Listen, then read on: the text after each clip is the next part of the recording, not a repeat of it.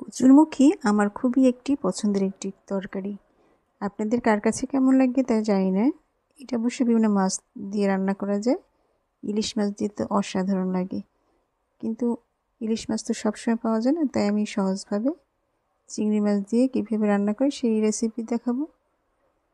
আর আমার কাছে চিংড়ি মাছ দিয়ে রান্না করলে খুব বেশি ভালো লাগে।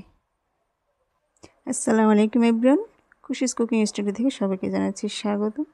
নতুনদের জন্য আরেকটি সহজ একটা রেসিপি নিয়ে এসেছি, কচুরমুখী দিয়ে চিংড়ি মাছ। চলুন তাহলে দেখে নিই। কচুরমুখী আমি সাধারণত সেদ্ধ করে ছোলা ছিলিয়ে নিই, এটা আমার জন্য সবচেয়ে বেশি ভালো হয়।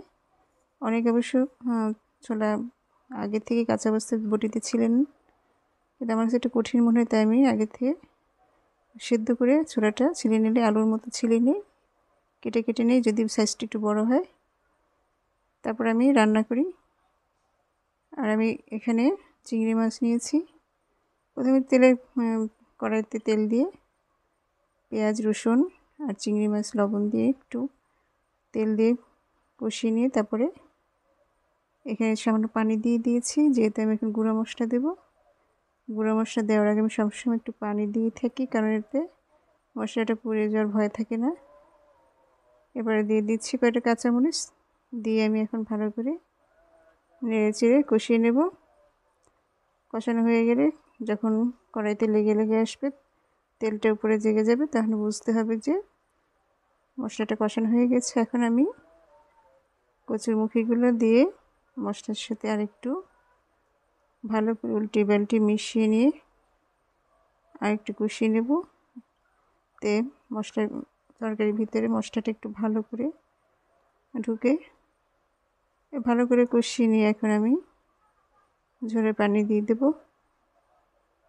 পানি দিয়ে আমি এখন সামান্য নেড়ে চেড়ে